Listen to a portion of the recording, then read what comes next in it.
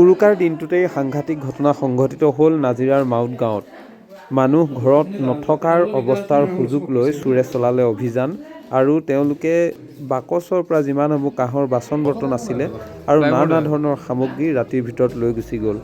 চোৰসমূহ এনেকুৱাই নিকৃষ্ট, চোৰে ঘৰৰ গ্লাছ ভাঙি থৈ গ'ল আৰু বিহুৰ যিহেতু উৰুকাত সকলো ব্যস্ত হৈ আছিলে, সকলোৱে মিলাপ্ৰীতিৰে এসাঁজ খোৱাৰ সময়খিনিত ডাঙৰকৈ যি শব্দ গান লাগি আছিলে তাৰে সুযোগ লৈ এই মানুহ নথকাৰ যি কথা, সেই কথা আচলতে চোৰে পূৰ্বেই গম পাইছিল আৰু ফলশ্ৰুতিত এনেধৰণৰ ঘটনা সংঘটিত কৰিলে।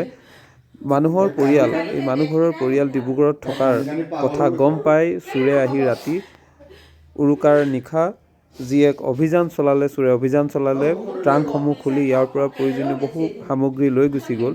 আৰু বৰ্তমান সময়ত চোৰৰ যি উপদ্ৰৱ যিধৰণে বৃদ্ধি পাইছে, ইয়াৰ ওপৰত এতিয়া প্ৰশাসনে অনাগত সময়ত কি ব্যৱস্থা গ্ৰহণ কৰে বা এইটো লক্ষণীয় হ'ব।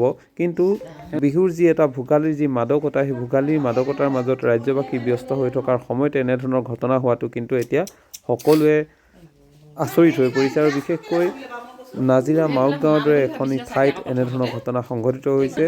আৰু ৰাতি যি গানৰ শব্দ, ডাঙৰ গানৰ শব্দৰ চাউনৰ যি সুযোগ লৈ আচলতে চোৰে লুটপাট চলালে, ফলশ্ৰুতিত ওচৰৰ মানুহেও গম নাপালে আৰু পুৱাৰ ভাগত এনেধৰণৰ ঘটনা সংঘটিত হোৱাৰ পাছত পুৱাৰ মানুহে খবৰ পাই প্ৰশাসনক জনাইছে যদিও প্ৰশাসনে এতিয়া কি ব্যৱস্থা গ্ৰহণ কৰে সেয়া লক্ষণীয় হ'ব। কিন্তু চোৰে যি ধৰণৰ নিকৃষ্ট কাম কৰিছে, এই নিকৃষ্ট কামে কিন্তু এটা অঞ্চলকো বদনাম কৰা দেখিবলৈ পোৱা গৈছে।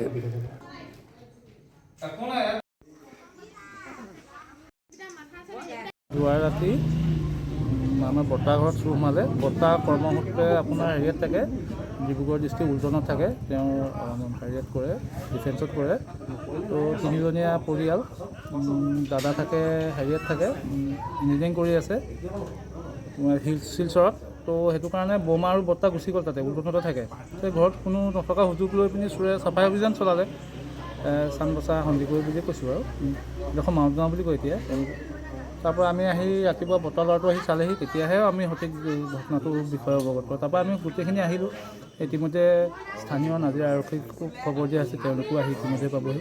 এই বাকীখিনি আপোনালোকে দেখিছে আৰু খালি আমাৰ ইয়াত মানে ক'বলৈ গ'লে কিছুমান নতুন মুখৰ মানুহ আমি বিশেষকৈ দেখি ফুৰিছোঁ দেই আজি অলপ দিনৰ পৰা।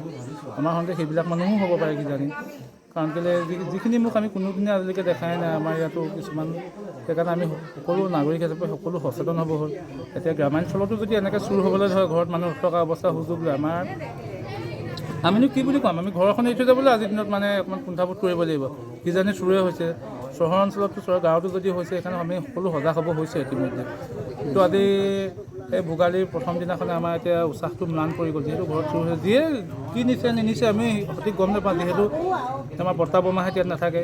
কাঁহী বাতিৰ পৰা আদি কৰি কিছুমান বস্তু লৈ গৈছে, আমিও ইমান সঠিককৈ গম পোৱা নাই। তেওঁলোক আহিলেহে গম পাম, যিহেতু তেওঁলোক সেইটো বাহিৰত থাকে ন। তো কথা সেইবিলাকে। বিজেপি পাৰ্টি, স্থানীয় বিজেপি তেওঁলোক আহিলে, তেওঁলোকে থানাটোক খবৰ খাতি দিলে। কালি যিহেতু আপোনাৰ ভোগালী বিহুৰ শব্দৰ হেৰিটো বেছি হৈ আছিলে, তাৰে সুযোগ লৈ সম্ভৱ কামটো কৰিছে চাগে। কিন্তু মোৰ জনাত প্ৰি প্লেন আৰু বহুত দিনৰ পৰা চাইছে। ওচৰৰ পাজৰৰ কোনোবা থাকিবও পাৰে লগত ইনভলভমেণ্ট, সেইটো আমিতো ক'ব নোৱাৰোঁ ন। নহ'লেনো বাহিৰৰ মানুহনো কেনেকৈ গম পাব? কথাবিলাক সেই তেনেকুৱা আৰু।